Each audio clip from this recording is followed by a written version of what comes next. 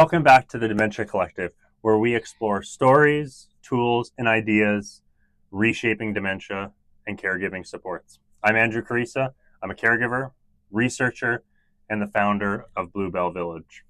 Today, we're joined by Tammy Lautner. So Tammy is the CEO and founder of Peace of Mind Consulting. For more than 20 years, Tammy has helped older adults and their families navigating aging. A MacEwan University social work alum. She's worked in continuing care, community development, senior benefits, and led a municipal FCSS department. Today, she sits on the Alberta College of Social Workers Discipline Committee, serves on the Edmonton Ageism Committee, the Alberta Caregiver Strategy Co-Design Team, and boards of the Alberta Association on Gerontology and the Canadian Association of Health Advocates. She is very, very busy. Beyond her professional role, Tammy is the on-call daughter for her parents, ready to provide guidance and support wherever they need a hand. This lived perspective, paired with deep expertise, fuels her mission to ensure that older adults and the family members who support them feel seen, heard, and confidently equipped on the road ahead. Tammy, thank you so much for being here today. Thanks for having me, Andy. This is great. So can you do a little bit of your origin story? Can you talk to us about how did you get here? What led you down here? Oh, wow. Well, I kind of always say I live my life backwards. So I had my first child at 20, then I got married, then I had my second at 23, and then I went back to university. And I knew I wanted to be a social worker at about the age of 15. But I didn't know I wanted to work with seniors. I wasn't entirely sure what I wanted to do. But an opportunity for a job came up at a long-term care center in Athabasca. So moved the family up to Athabasca, about an hour and a half north of here. And I was the therapy services director there. So I was a social worker, recreation, volunteer coordinator, ended up being the staff educator with time. So I was there for about 5 years and absolutely loved it and got hooked on the whole idea of working with seniors. Always loved seniors. Didn't grow up with my grandparents around me, so I was always kind of drawn to older folks and wanting to kind of have that experience. So it was almost like I had a whole bunch of grandmas and grandpas all around me. And it was very honorable work to start my career because I was working where people live. I wasn't in a workspace, I was in a home, which was so wonderful. But at the same time, when I chose to leave and go back to Fort Saskatchewan, where I was living at the time, it was the hardest thing I ever had to do. It was really different than leaving a job. But I went back and kind of dibble-dabbled on different things, worked with the Alberta government for a while, and eventually kind of landed on a job that I absolutely loved for the city of Fort Saskatchewan, working as their seniors coordinator. So supporting families in the community, supporting seniors, and creating programming to connect people in the community and to help seniors not feel so isolated. So I've always been on that path of supporting seniors and their families my entire career, and I'm in it now for 24 years. So going into social work, you were focused on supporting seniors, right? That was kind of your direction for it? It wasn't initially. When I went into social work, I actually had a real passion for women's issues, and so I thought I was going to work with women that were fleeing domestic violence. And I did some of my practicum work in that realm and found out pretty quick that it wasn't for me. And not because I didn't enjoy it. It was just really difficult to work in those systems because I really wasn't feeling like I was helping people the way they needed. Lots of red tape and budgets and all the different things and mandates. So I found it really difficult to work in that type of atmosphere. And then again, this position came up, this opportunity, and I haven't looked back. I've always worked with the senior demographic and supported families that are supporting them. So you've had a lot of roles, and you've been in a lot of departments in a lot of municipalities and regions. How do you think they equipped you for where you are today? What was there any specific roles there that really you felt formative to where you're at today? I think a lot of it is kind of a mix of being able to work in community, so really understanding community development and programming, being able to immerse yourself into a community and support that community. But at the same time, I had to understand government and how all of the policies work and programming and budgets. I was the director of Family and Community Support Services in Fort Saskatchewan for 6 of the 14 years I was in Fort Saskatchewan. So I learned a lot about just how a city runs, and how sometimes it's not so easy. You see an issue or a problem, and oh, we'll just throw some money at it and you can fix it. It's not always that simple. It can be pretty multi-layered and pretty complex in order to be able to do that. So I guess that leads probably into peace of mind, right? Mm-hmm.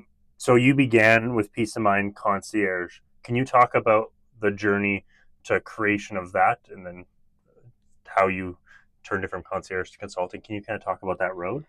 Yeah, I mean, all the time that I was in seniors' homes and supporting them, I knew the types of things that they were wanting help with and needing supports with.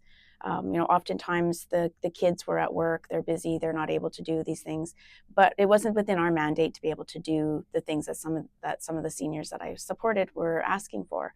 So when I decided to start my own business, I thought, well, I'll do a concierge, and I'll have things like being able to go grocery shopping for people, book appointments for them, companionship, all these different practical types of things that seniors are looking for, that maybe their families are just feeling overwhelmed and they're really busy, and they're just not able to do it. So I started the business off as a concierge because I had such a love for seniors, and I loved to just even sit with them and listen to their stories and visit with them. But it didn't take long for me to realize that the real need out there was supporting the families, so the caregivers, the adult children. And so I always had the social work piece with my business, but it was almost like it was a bit of a secondary service. I had more of the concierge piece as more of a front facing, and the social work piece was kind of an added. But I soon realized that people were actually looking for that social work piece. They were looking for somebody to help support them to make sense of our systems like healthcare and housing, somebody to help navigate it, emotional support, all the things. And so after about a year and a half, 2 years, I decided to shift and really just focus on the social work aspect of it. And really about 95% of my clients are adult children of seniors. They're those that are put into this role, not expecting it, not planning it, and now they need to know all the things that are senior related. So I support them in figuring all that out. Wow. I would have thought that, especially with the Alberta Health reduction in client-directed invoicing programs, Mm-hmm. so home care folks are less able to do a lot of those services that they historically could, that would definitely be something that the families are needing and looking at, because historically home care was able to do those additional supports that now are away. So are you now, on the flip side, able to now support families, like giving them the guidance of how they navigate that system of historically home care would do X, Y, and Z thing, and now you can't do it? Yeah, there's lots of navigation and just helping people, first off, to understand the system. How does it work? What is the different terminology that people keep hearing? How do you even access home care? A lot of people don't even know how do you even get started on home care?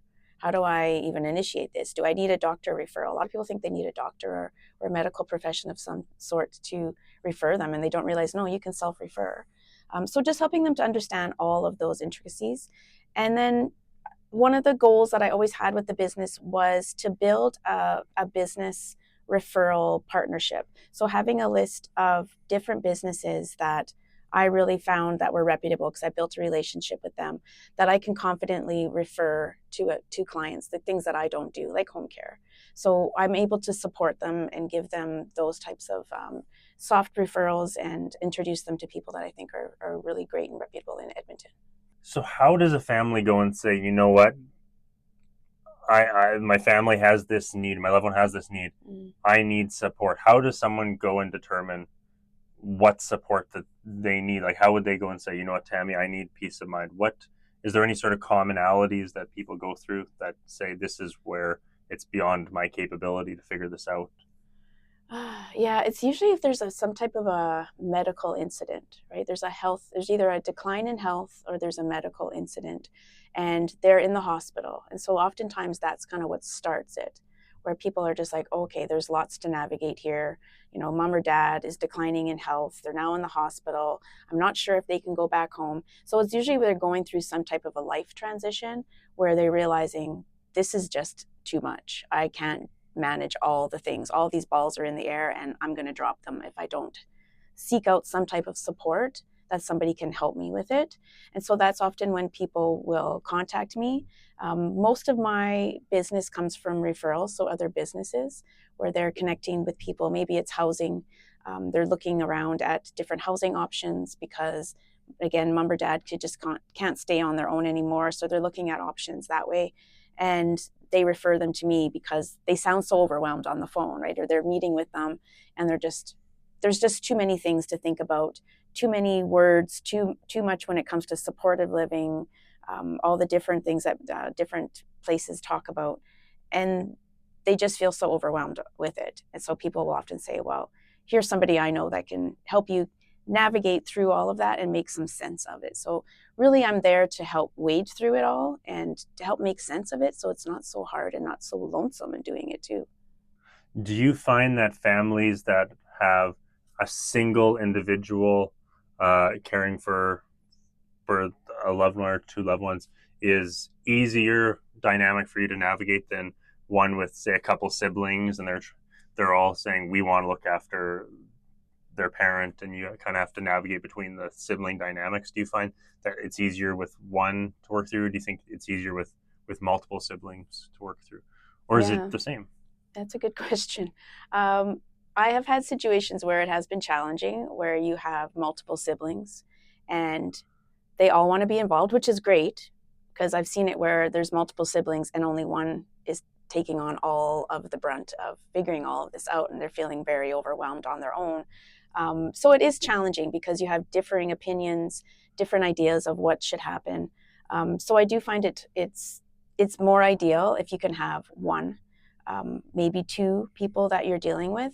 I really try to focus on having one client or one point of contact because it gets too confusing for me as far as what are our next steps, what are the goals, what do we want to achieve here. So if we're having differing opinions, I'm not going to know what my role is. What is it that you need me to do? So I really try to focus when I start a relationship with a family to have one point of contact, and it's up to that one point of contact to kind of filter out what is discussed and what's decided to everyone, and they can negotiate those things. But I have had different meetings with families where there's 4 or 5 in a room and you don't get a whole lot done in an hour, hour and a half because, again, everybody's got their own opinions on what should happen. And at the end of it, you're no further ahead. So it's really ideal if you can have one or two people at the most that are figuring some of that out. Do you ever interact or facilitate and, I guess, consult with the seniors themselves? Or would you say that you really work with, that sandwich generation that's kind of stuck in the Mm. middle? How does that work? I have had times where I've had seniors as the client, and it's usually seniors that are very forward thinking and they're planners and they are looking ahead and they don't want to be in a crisis situation. They don't want to put their children in that situation where something happens and now they're scrambling to figure things out. And they also want to be a part of the decision making. So they want to get ahead of possibly something happening where they're not able to speak for themselves. So I've had clients that have hired me. Usually it's when they're looking for housing options.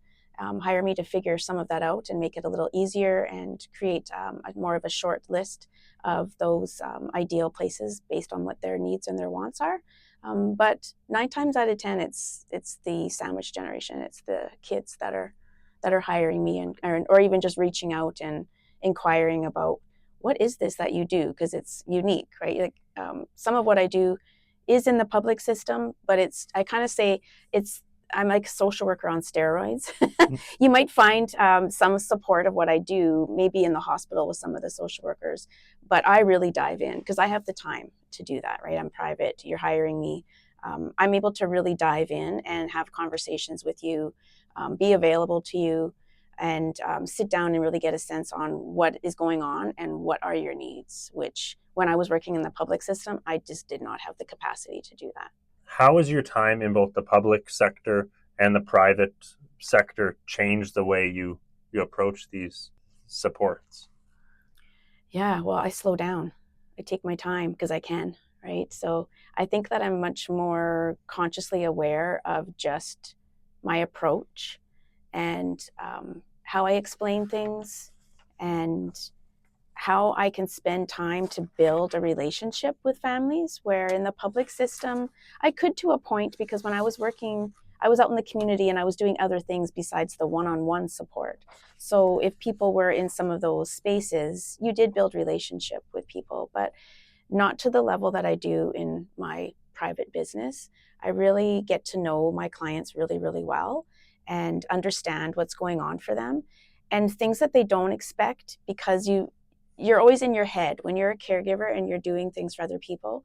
You're always thinking about the next thing, right? You have all these different things to think about and you're always on to the next thing. You solve one problem, you're on to the next. And so I help my clients to kind of slow down a little bit too. And I check in with them, because oftentimes when you're a caregiver, nobody's doing that. The focus is always on that care recipient. So I ask them, like, how are you doing? And sometimes that's the first time that they've ever heard that from somebody. So I really take the time to get to know my clients, really get to know what their needs are, and build a relationship. I don't find that what I do is transactional. At least I don't want it to be. That's not my goal. My goal is always to build relationships with my clients. So how does someone find you? Say that Mm. I want support for my parents. How do they find you? Because conventional wisdom, I would say, would be, what does AHS, so Alberta Health Services, have available? And I'll reach out to that person. So how Mm-hmm. would someone find you and your service? Yeah, that's a good question. It can be challenging for sure, because there isn't those referrals coming from the public system, right? They're coming from the private. So if people are accessing other services like private home care or housing, they very well may get a referral to me. But of course, I do have a website. I am on Facebook and I'm on Instagram and LinkedIn. So they can find me that way. If they Google, they may be able to find me. I don't even sure if they can. Yeah, but it can be challenging. I will admit that's probably been the biggest thing. I know that it's a big need and there's a lot of people out there that need the help, but it's helping them to find me and realize that that service is there. So I work really hard to build relationships with lots of other business owners and even organizations in the community. And that's part of the reason why I've joined some of these boards, is so that they have an awareness. A lot of people that are around the table are in the public system, so that there's an awareness of what's available in the private sector as well. So I try to make myself as visible and build relationships with different organizations and different businesses as much as I can. Would you say that your role is to uh, equip families to navigate these systematic barriers and things that come up themselves, or would you say you kind of take the bull by the horns and you support them by doing some of these tasks themselves? Good question. I would say it's client centered. So I have clients that really want me to get in there, right? They're overwhelmed. This isn't for them. They have lots of other things going on that they need to focus on. So they want me to get right in there and bull by the horns and do a lot of this for them. Other people really just want some guidance and some coaching on how to navigate, what things to say, who to talk to, how things work, and then they're fine. So I think it's really a mixed bag of different people and different approaches. But I'd say the majority prefer that I am the one that's doing a lot of that, diving in and helping them, like a partnership. I always say, like, we're on this journey together and it's hand in hand. I'm not going off and doing all kinds of things that you're not aware of. We're working together as a team, as a partnership, so that you don't feel so alone in it, because that's probably one of the biggest things when people come to me is, unfortunately, they're usually at the point where they've waited so long to reach out for help that they're so overwhelmed and they're tired and exhausted, and they feel alone in it. So I help them to not feel so alone, that we'll do this together, that they don't have to figure it all out. So oftentimes caregivers, it's unexpected. They don't really plan on becoming a caregiver. something happens and they have to Mm-hmm. step into that role. So how do you help families through the initial onset of, oh no, stuff is hard, stuff is happening, I feel overwhelmed, I don't know what to do, I don't know where to align? What are some strategies that you implore to help that time frame? First of all, I listen.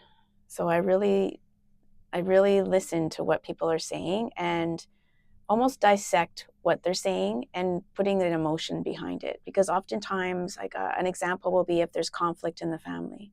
So if you have siblings that are not seeing eye to eye on something, oftentimes it's not those surface level things that are happening that they're arguing about. It's some kind of emotion that's come up for them that they're trying to avoid thinking about or even feeling. So I help them to understand that even though you might not see eye to eye, like maybe somebody, a sibling wants mom to stay home and have as much care brought in as possible. Another sibling might be like, no, I think that she needs to now go into a long-term care type of situation. And all of the emotions that go with that. And there could be expectations. So I really try to understand the history of the family, the story of the family, and get to know them on a personal level so that I can understand where they're coming from and understand where some of those emotions are coming from too. Because it may be that maybe mom said or dad said 15, 20 years ago, promise me you'll never put me in a home. And that's locked in there. And people feel that if I do that, I've failed them now. I've done something that I shouldn't have done. And that's not the case. And I help people to understand that the reality of it is sometimes that just has to be the answer in order for them to be healthy and safe and to thrive. So in multi-sibling dynamics or larger family dynamics, you really act as the mediator then, Mm-hmm. right? For sure, yeah. Mediator, coach, partner, ally, whatever you want to call it. It's trying to be that third party person that I have no skin in the game, right? I don't have any hidden agenda. I'm a third party person. So I can see things for what they are. And with my social work background and that human behavior piece, and I'm very analytical by nature. So I tend to be very intuitive as well of people and what I pick up on with how their mannerisms are and the things that they're saying and how they're experiencing situations. And so I help families to navigate some of that and make sense of it. And I've oftentimes seen it where, the shoulders drop and that energy kind of goes down and it's softer because they're now seeing that person maybe is feeling sad or scared, or there's some grief there because they're seeing somebody that was this strong, independent person now isn't that anymore, and they're needing somebody to lean on them, and it's hard to watch when you're seeing, your dad is this strong, independent man that's done all these things, and now you have to help him get up the stairs or whatever it may be. It's a difficult life journey for us as children to have to watch that. And you're always supposed to be in your head doing the next thing and solving the next problem, that you don't even allow yourself the time and space that you need to work through some of that. Yeah. So caregiving itself is practical and Mm-hmm. emotional. So Mm-hmm. how do you balance giving clear guidance on systems and services while also being a source of emotional support? Well, first of all, I never use balance. Life is messy and there's ups and downs, and there's going to be good times and bad times. I don't think that anything's ever like balanced. But I think I just read what's going on and get to know that person and understand for them what's important, and ask them like, what is important to you in this moment? Like what really has to get done that is keeping you up at night. But then I also always go back to that emotion piece. And some people really don't like it, but they appreciate it afterwards because they understand that it's something that they needed to do. And it's freeing sometimes. Then you can focus because you aren't kind of shoving all those feelings and emotions down. If you're really experiencing them and seeing them for what they are, then your head is clearer and you can focus on the things that you need to do. And then I'm there to help get some of those things done that need to get done. Can you share an example of where you saw the impact of your work really change the trajectory or path that a family's going through? Yeah, well, I have a client that I've had long term.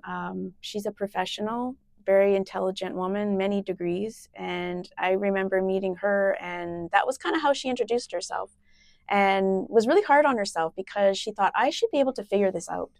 I should be able to figure out where it is that I need to go to help my mom, to help my dad. Both of her parents were having some health issues, and she's it. She's the only child, and family isn't close by, so she's it to figure all these things out, and felt really alone in it. And just listening to her story and helping her navigate some of these things, giving her options, helping her to make sense of some of the things that she needs to do, she's now thriving, and mom and dad are thriving. And she's a consultant, so she used to travel quite a bit, like all over the world, and she couldn't do that because she was so worried about them, and she can't leave them, and she needs to be close by in case something happens.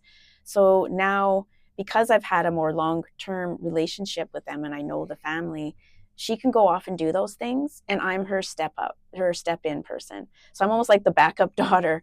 When she goes away on a conference to Italy, I'm that person in case something goes awry. She knows that she can count on me to step in and help with some of those things. So I really seen a change in her demeanor, in her mental health, and just feeling more alive because she's able to do some of those things that she enjoys again. Caregiving really oftentimes is a lonely journey. I mean, in my family, we were caring for my grandmother. I think I've talked before on the podcast that it was a lonely road. Everyone's kind of doing it on their own, and there's people around, but everyone's kind of looking after them the way that they know is best. And we just assume that we can do it right. We assume we know everything because maybe I'm educated in this whole other field, but I could figure this thing out. I'm analytical. I know how to care best for this person. But in reality, it's like I don't know. I need to rely on these other people around me that probably are good. But then you also probably also provide an external perspective, right? You're not biased by having this relationship with my grandmother. You come in and see it for what it truly is, rather than this rose-colored glasses that we do or the family does, right? Yeah. And I think too, like my parents, like they're very independent still, but they're in their 90s. So they've slowed down a lot. And our world is totally different. I mean, even how you access information is different, right? My mom has said many times she's called businesses and she has a person on the phone, which that's good. Oftentimes you don't even get a human being on the other line. But when she does, people direct her to the website. She's like, what? Like, you're here. Why can't you answer my questions? So it's a really different world than what we used to have.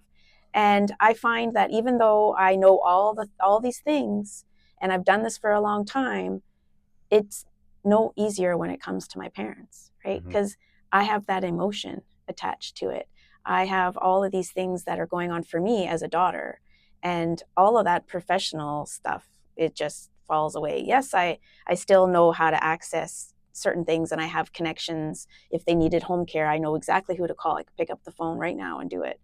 But it doesn't help me with that emotion side of things, and it's still really difficult to deal with. So even though you are maybe a nurse or a social worker or even a doctor, I mean, I have a client right now, she's a doctor. Shouldn't she know everything of what to do? No, she doesn't. And it's not expected that we should all know what to do, or even want to do it all, because you're emotionally exhausted. Again, if you are going through all these emotions, your mind is not focused on the things that need to get done. And so it's often better if you can get somebody in that's a third-party individual that can help you with that can help you navigate some of it, and you can focus on the things that are really important. And I think the one interesting piece you mentioned there, we don't often think about. So you mentioned that this individual, if they had to go to a conference, and like you said Italy, that if something went on, you were the person to call. I think it's an important piece. Is like, who, as caregivers, who is that person that's close enough that you can call, close enough that you can rely on, but isn't too close that if something's going on, they're going to be right in the middle of it. I think about when with my grandmother, we had the perfect system set up because my wife and I and the kids were away. We were in, I think, Vancouver. My sister was giving birth to the baby, and it was my niece, and my aunt and uncle were away. My other aunt was gone somewhere. My parents had COVID.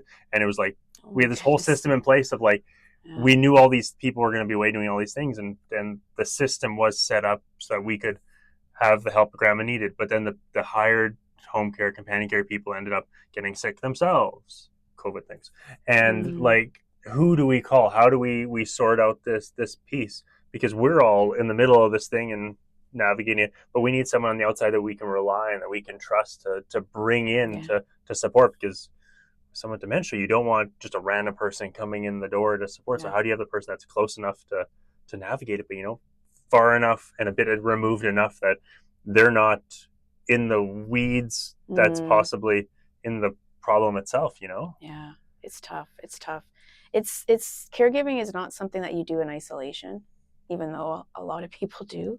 You really need a team of people, a network of people that are part of that community of connecting and supporting and being able to do it, whether that's paid individuals, it could be paid professionals, it could be, extended family members, it could be a really close friend.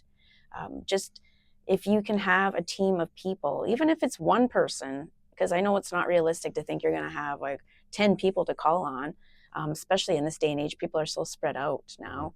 And that's a real challenge is families are spread right out, and seniors are now in a situation I've seen where they don't have anyone. Their kids have moved on to other places, other countries sometimes, and they don't necessarily have somebody to lean on. Um, but I think it's a really important for people to think about it and think ahead. It's hard to think about something if it's not happening, but it's really smart to think ahead. And there's this analogy that I came across a few months back, and it's the 40-70 rule. And it means that if you are around 40 or your parents are around 70, it's time to start thinking and having the talk around what types of things do you want, as far as where do you want to live, your care, um, starting to create that support system, because almost every single person is impacted by caregiving in some way, right? You're either a caregiver, going to need a caregiver, have been a caregiver, or you're going to be one, right? So I think it's really important to plan ahead. If you're not already in the thick of it and you're listening to this podcast and you're not there yet, and you don't really see yourself in it, you probably are going to be in it in some way, right? It's going to be somebody in your family, maybe not a parent, maybe it's an aunt, an uncle, a grandparent, or it could be you eventually. And it's really important to have a plan for these types of situations. And I mean, they're definitely not easy conversations. I mean, No. being in my mid 30s, and my parents being in the late 60s, going to be 70 here soon, and my grandparents are still alive, or at least my grandfather's still alive now in his 90s. So we're still in the tail end of that. Mm, So they see what's going on with him, and they're like, we don't want to, some of those things that he's going through us to do. So we're going to put up a fight, and we want different choices. We want different outcomes. And so I think that as kind of the up and coming, the 40 you're talking about, it's how do we change the direction? Because historically, right, it was cared for in home, the family cared for it, they dealt it mm-hmm. quietly. And then the seniors right now, you're starting to get systems in place, but then it's also we'll push you off onto somebody else. So Yeah. my parents' generation is saying we can't be cared for at home exclusively, but we also being pushed away. So where do we fit? How do we fit? And they at least my parents, they kind of fight it, and it's Mm-hmm. hard to have those conversations. It Yeah. frankly is. Oh, yeah. I mean, my parents are still living in the house I grew up in, and they don't want to have that conversation. So I have a plan. They just don't know it. Because I know, unfortunately, it's probably going to be in more of a crisis situation that they're going to leave that home. And that's just what it is. I have to respect that. And who knows, maybe that will be me. I have to respect the fact that they don't want to leave their home of, they've been there for 51 years. Like, can you imagine just up and leaving? And then when you move, you can't take everything with you. You're very reduced on what you can take. So it's a really, really difficult decision to make for everyone, because you feel guilt as the person that's worried about them and wants them to have better things, and they feel afraid, and it's a really difficult life transition. So it's hard to have those conversations, but I think it's really necessary in order for when those kinds of things do happen, you have a better sense on what they want and what to do.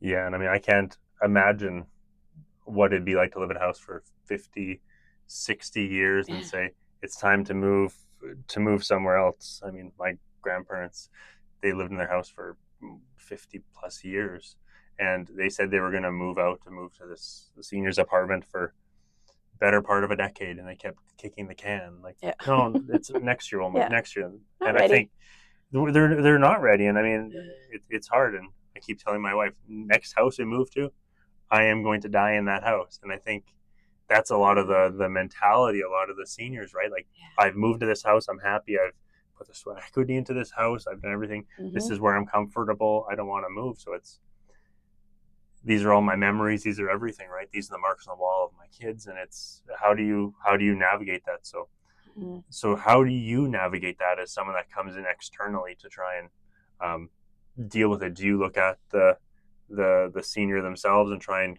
talk them through it, or do you talk to their kids and help them, give them tools to navigate it?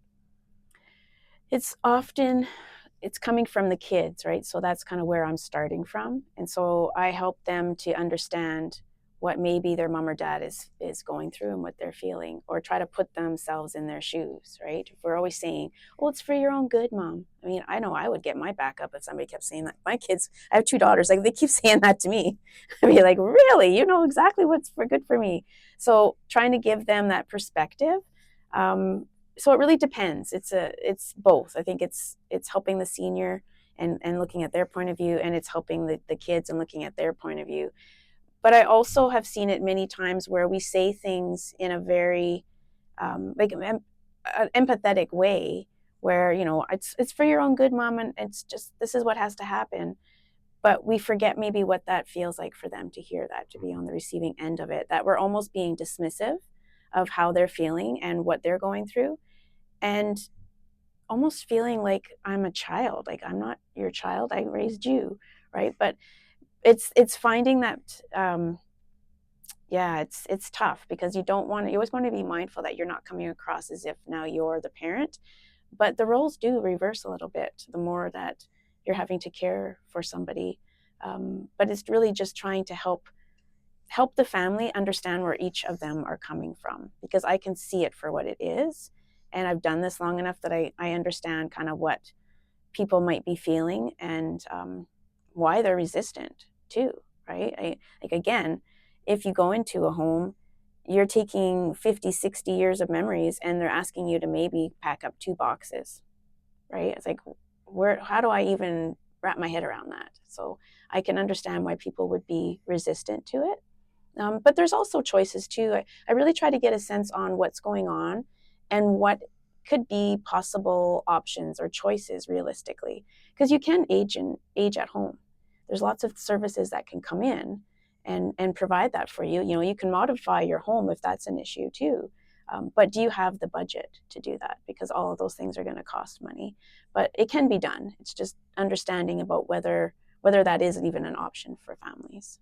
So when you're looking at a family and family caregivers for someone with dementia, how do you specifically approach that? Because that brings its own unique needs versus just someone that is 90 and has mobility issues. So how do you approach the dementia specific caregiving experience and journey? I think it is just so unfortunate how many families that are out there that I have met that don't understand dementia. The diagnosis is there, and they're not given any education. They don't understand, what does this mean? Like, what can I expect? And they don't understand just how things can change, a behavior can change, and about approach is so huge. You need to understand what is happening in order to adjust how you approach things, how you start a conversation, or if there's things happening. Like, I've had many families think that, oh, they're just lying to me, right? Or they're being manipulative. It's like, no. So I think part of that is trying to get over that hurdle of helping them to understand what's going on. That's huge, because if there's a lot of resistance there, we're not going to get anything. We're not going to get anywhere with it. So that's a big part of it, and helping them to understand that they're not doing this to anger you or irritate you. It's something that is just, like being repetitive with how they're questioning things or seeing things that aren't there. Like they're not making it up. Like there's things happening in the brain. So I think that's a big part of it, is people need to be educated on what it is. What is dementia? And the fact that most people think dementia means Alzheimer's. It's like, no, there's over 100 different types of dementia out there. So it's not automatically Alzheimer's either. So I think that education is just a big piece, and I wish that families got more of it when that diagnosis happens. Yeah, and I mean, every culture has their own understanding of it. There's an individual, for example, he lives in Zambia, and his name is Anderson. He's a really interesting fellow, and he was talking to me one day about his cultural understanding of dementia in Zambia, and they consider it to be witchcraft there. So there's no supports in place to navigate them. Like what you do would be great there, because the supports are, you kill the person because it's considered witchcraft, wow, which is terrible.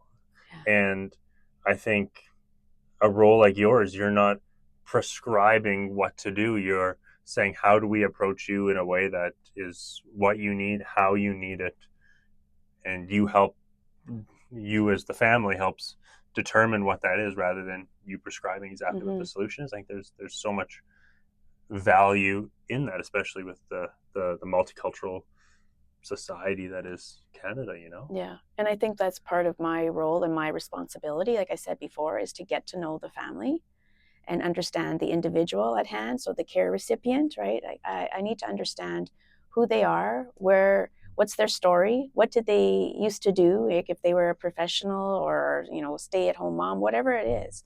I don't feel that you can really help people to the level that they need if you don't understand who they are and where they come from. You need to do that first. You need to do that work. 100%. Otherwise, it's just transactional, really. And I mean, I could do that. That's information and referral. I did that with FCSS. Somebody calls and they're like, "Yeah, I need the number to somebody that does this." And okay, here you go. Be on your merry way. Like anybody can do that, right? It's much more intentional and much more relationship based. 100%. The transactional one is easy, right? It's just passing information, but it's not going to build that relationship and really build a solid, firm foundation for success. Yeah. Yeah, you don't build that resilience in people and help them to feel empowered and give people hope that, they come to you in a hopeless situation, and the goal is to make them feel hopeful at the end of it. So your values of authenticity, integrity, excellence, and kindness are at the heart of Peace of Mind Consulting. So how do you ensure that these show up and are present in all of your client interactions? Well, I always remind myself that everyone is different and unique, even though a lot of the stories are very similar, but still everybody is unique in their own way. And I never like to call myself an expert, because I'm not an expert on that person and that person's life and who they are. I have knowledge that I can share and I can help people with, but I don't feel like I'm an expert. I don't come in with any kind of agenda.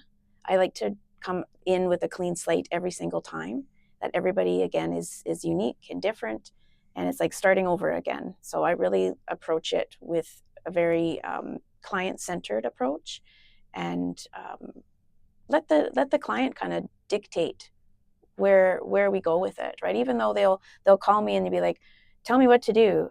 I can't tell you what to do, because you need to give me information so that I can feel that I can help you to the level that you need. So I really take a lot of guidance from the people that I help, because they're going to give me a lot of great information about what's important to them, what's been happening, what's their values. Values is a huge part of it. So I'm very values based, and I respect the fact that people have their own values, and I want to know what those are so that I can position the direction that I'm taking that help the way that makes sense for them. We talked earlier that you serve on various boards and organizations, and you're very involved in the community. So how do these roles inform your one-on-one work with families? Well, I think that it keeps me up to date on what's going on in the systems, right? What are the issues? And it keeps my brain active too. I mean, being a registered social worker with the Alberta College of Social Workers, we have to have a certain level of competency in order to keep our registration going. So it's my responsibility to make sure that those things are still happening, even though now I'm in private practice and I have my own boss. It doesn't mean that all that stuff just falls away. I still have a responsibility to be a competent professional as a registered social worker. So being a part of some of these boards allows me to do that, and it also allows me to build those connections with different individuals too. Being in Alberta, we're unfortunately very aware of the mess that is turning into Alberta Health Services. So for folks that don't know, in Alberta, we have Alberta Health Services, which provides all our health care.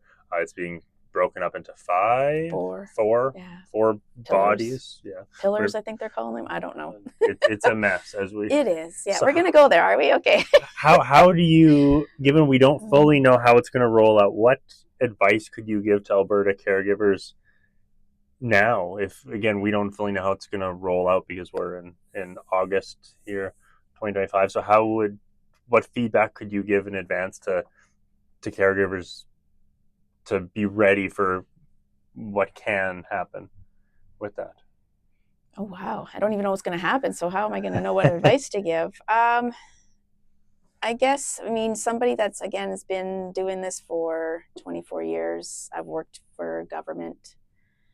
I'm a little jaded, I will have to say. I don't have a lot of confidence in government that is going to do what's right for Albertans and support families, specifically caregivers. I have found that even though it's not explicitly said, the expectation is that families look after their own. They download a lot to the families. You know, I've heard it time and time again that people really fight to get hours for home care. They're lucky if they get an hour a day. And I'm talking people that are living with dementia. And it's expected that the families supplement the rest, which is not realistic. People have lives. People have children that they're still raising, and maybe a business like myself to run. And I just guess I would say, like, unfortunately, don't rely on government to have all the answers and to do all the things to support you. I think unfortunately, that's how it should be, but I think that it's a mixture of accessing some of the public benefits that are there and also tapping into some of the private that's there as well, if you're able to do it. And that's the real unfortunate thing, that not everybody can afford private. And they do fully rely on publicly funded programming, but I just find that it's being stripped away more and more and more across the board, not even just in this subject matter, like everywhere. So it's kind of a wait and see and what's going to happen. But I don't have a lot of I don't have a lot of faith in that it's going to be either that it's going to be positive or even that it's going to be much different. Like, I don't feel like it's going to be a huge, like, we're not going to see anything positively different. That's, oh my gosh, look at all the beds that are there now. Like, I don't see that happening. No, I mean, which is huge. That's a huge issue right now. There's not enough supportive living beds in Alberta. So in Edmonton, there's 22,000 people with dementia living right now. How many beds do you think there are? Oh, is this a test? Because I think you know. I do know the answer. Oh gosh. Are we talking memory care? Yeah, SL40. So oh gosh. SL40, whether we're talking in a secure home, whether we're...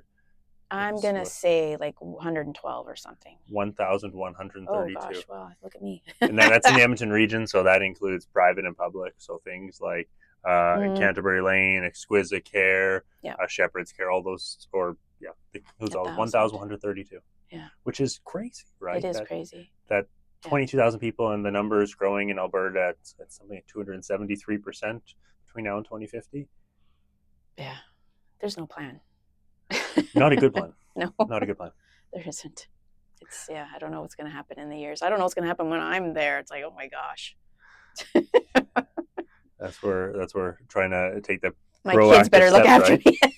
Exactly. Try and take in my case, like try and take the proactive steps to mitigate the risks of all those things occurring, right? Yeah. Because we can only control what we can control, right? Exactly. Yeah.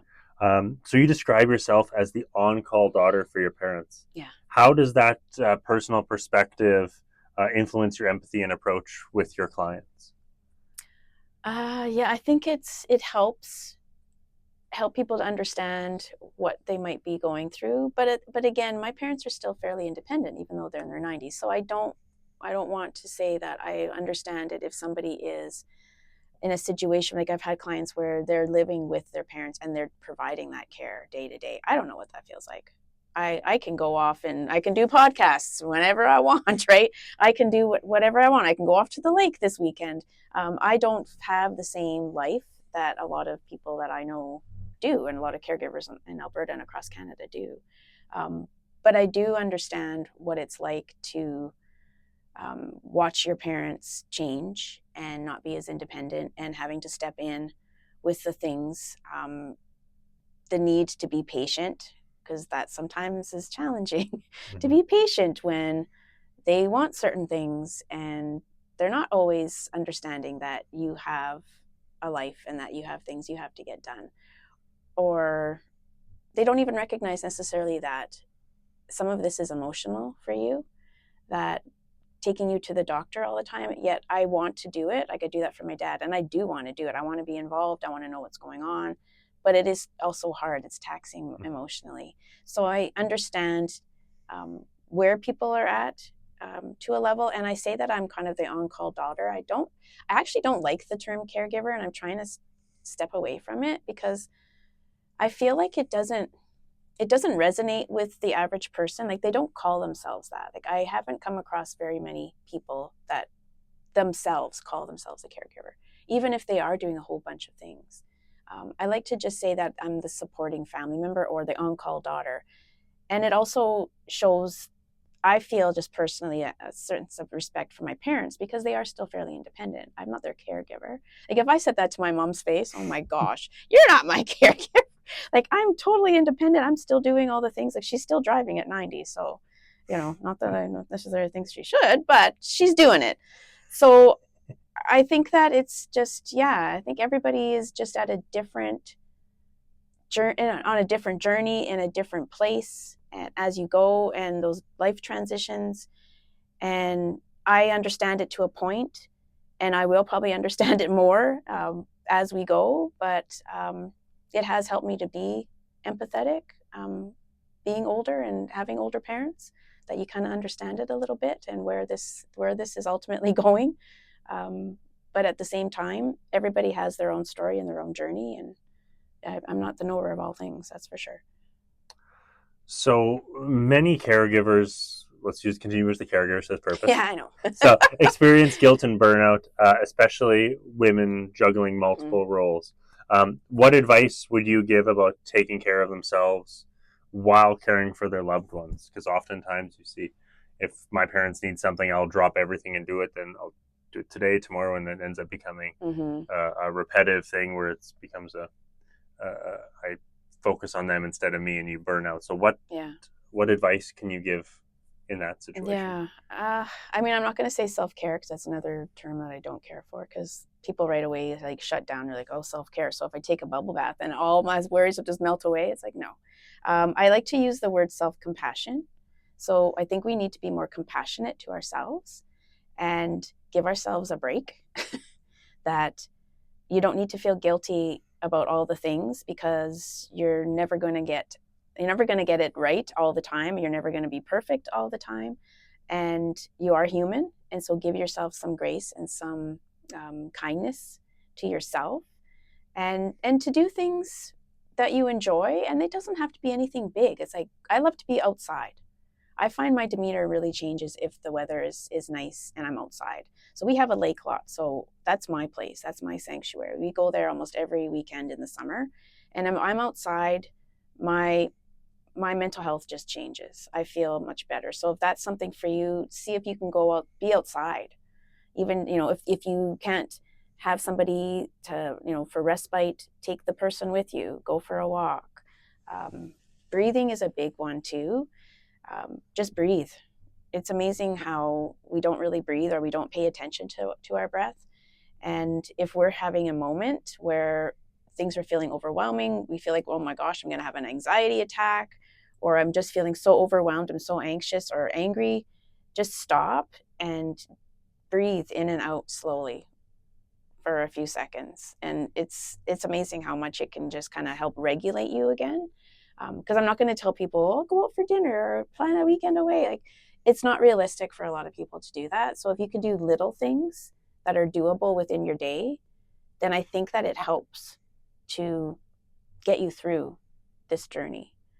Drinking lots of water, being active, right? Getting sleep, enough sleep, like all of those practical things, but it does make a difference. We've talked about the apprehension and concern about the future state with Alberta Health, but what future, in the future, what are your hopes and aspirations for what you hope to see in Alberta, or say Canada-wide, for caregivers, and that sandwich generation that is navigating this?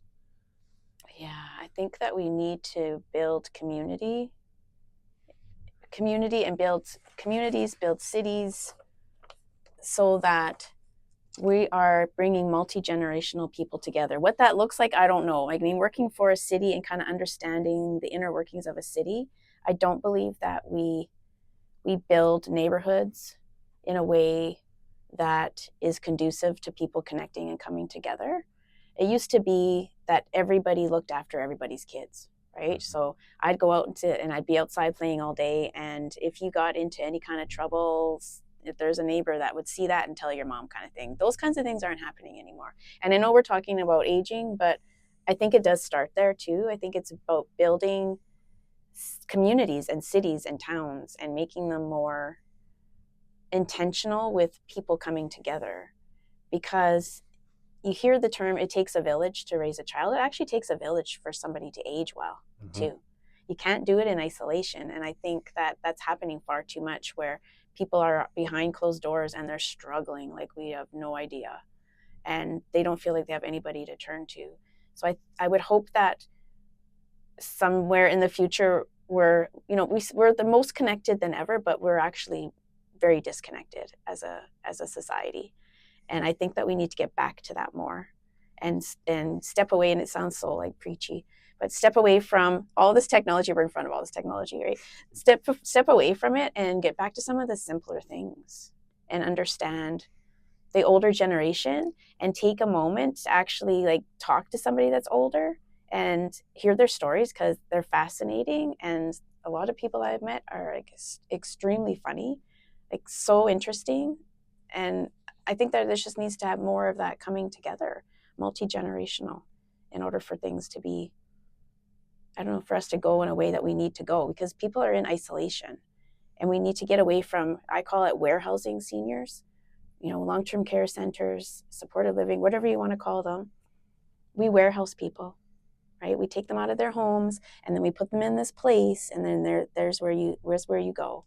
And I think that we could do better as far as design and being more innovative and creative on how you can build like those small homes. I don't know where that's going with the Alberta government. They did a proposal or RFP with people to come forward with their ideas on small homes.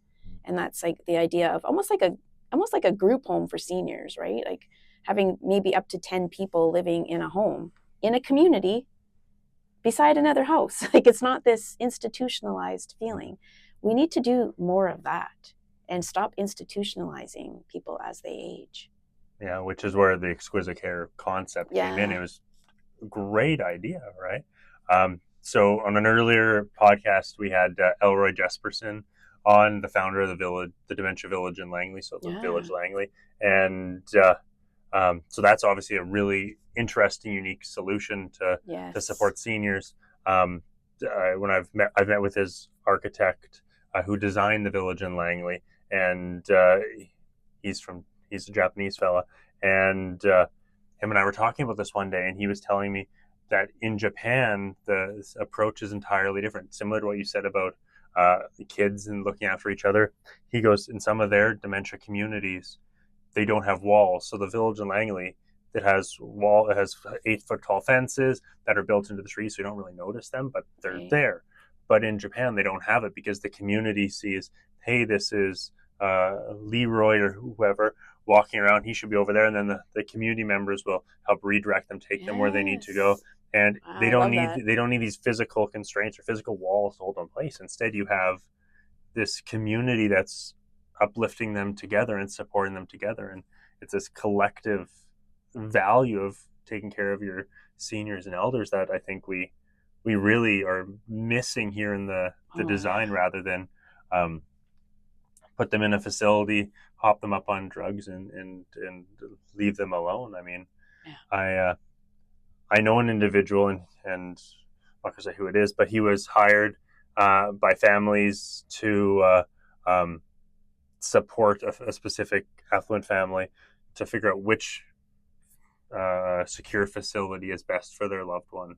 And he went and traveled around to all of them.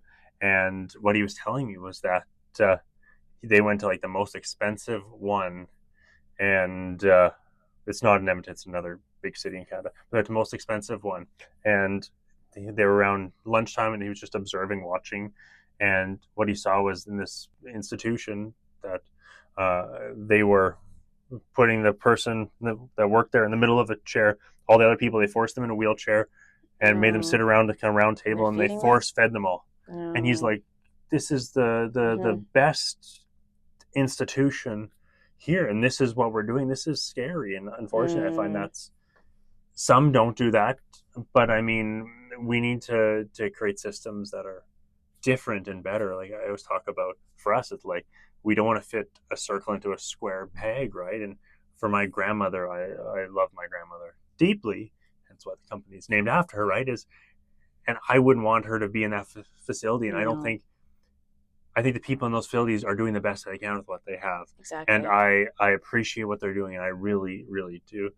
But I also think that they recognize that it's not perfect, but they're kind of stuck. So I think we need the system as a Mm-hmm. whole to reshape, to Yeah. see, like, let's give you the more tools so you can redeploy it in better ways. But they're making the best of what they have, and it's hard. Yeah. The system definitely. Yeah. The system is broken. And I always say it's not the people that are in it, because I was in it just yesterday, right? It's the system. Like you can't. There's nothing that you can do. You can do the best you can with what you've been Mm-hmm. given, right? So you're pretty much set up to fail before you even walk in the door to start your shift.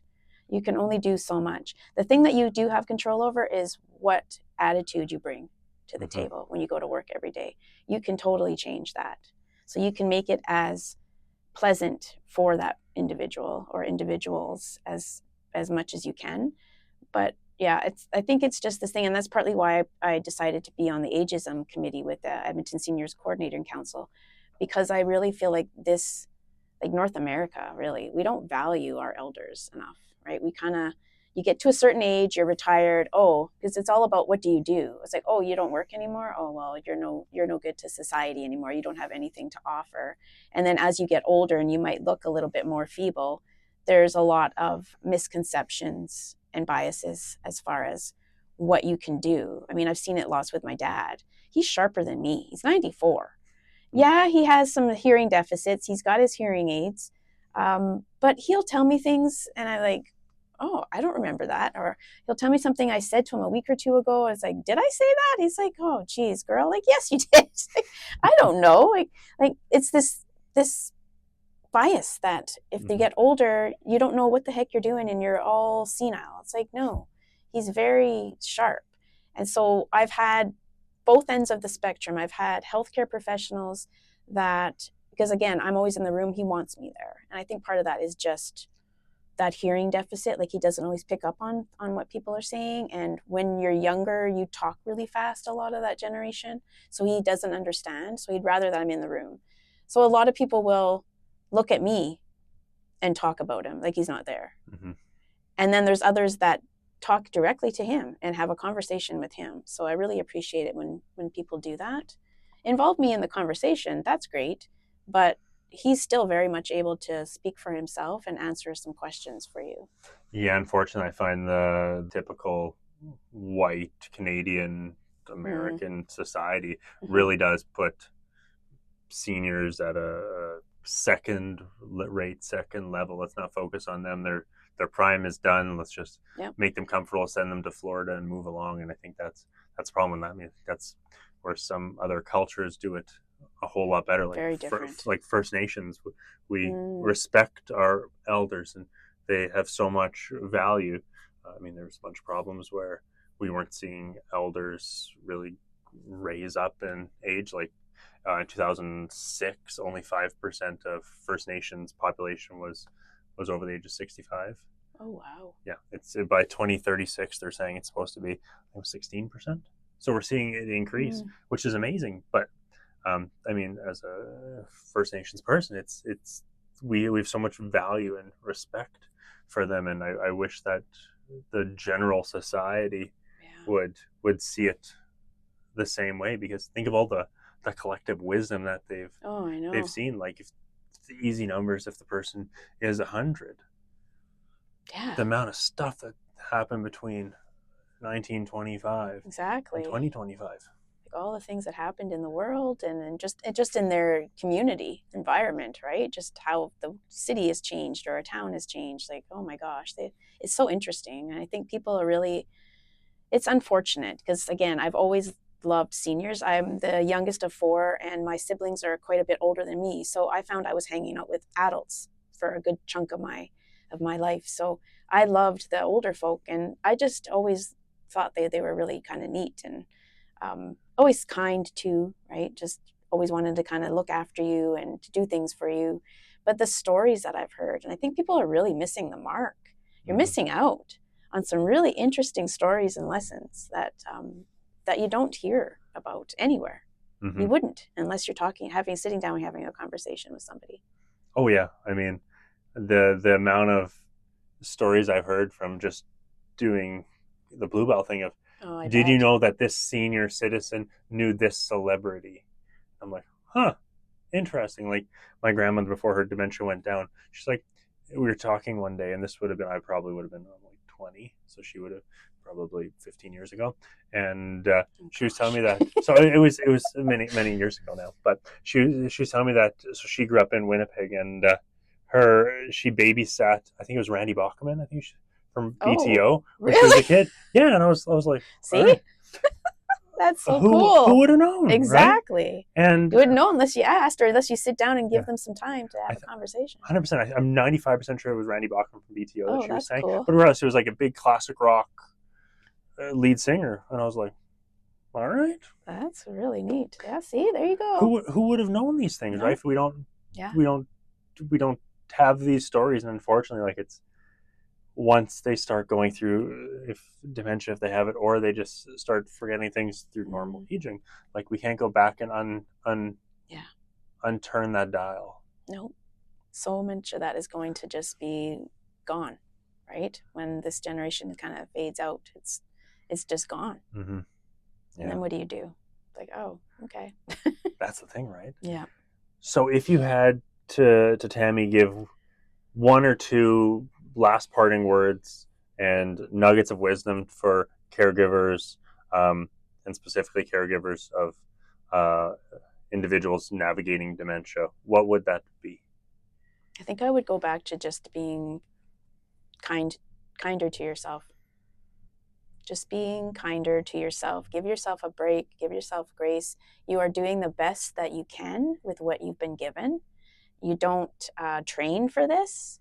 You don't become a caregiver, but you don't say, oh, I can't wait till my mom needs me and I'm going to care for her. Right? Something usually happens, or there's a decline, and you have to step in to do the things that they need you to do. And so it's very honorable work. It's very honorable to do that, but it's very hard too. So just give yourself some grace and be kind to yourself, because you're doing the best that you can. And I think that's a wonderful parting message, because it's like we said, it's hard. But it is. Thanks for having me. This is fun. Great, I'm glad you had a good time. Our little pod here. our little makeshift studio Yeah. for the day. But thank you so much for joining me talking about your professional and your personal journey into this. Your work really is a reminder that, caregiving can be daunting, stressful, overwhelming. Families don't have to do it alone. There are supports and people and places that can walk you through this, that can apply the necessary supports to help families get through if they don't know how to do it. For our listeners, if you want to learn more about Tammy's work, I'll have a link to her website in the description. Make sure to check her out. She does some pretty remarkable things. And if you're on your own caregiving journey, remember, you're not alone. We're here at blueBell to help connect you with supports and resources that truly fit your family's needs. Until next time, you are seen, you are strong, and you are doing something extraordinary.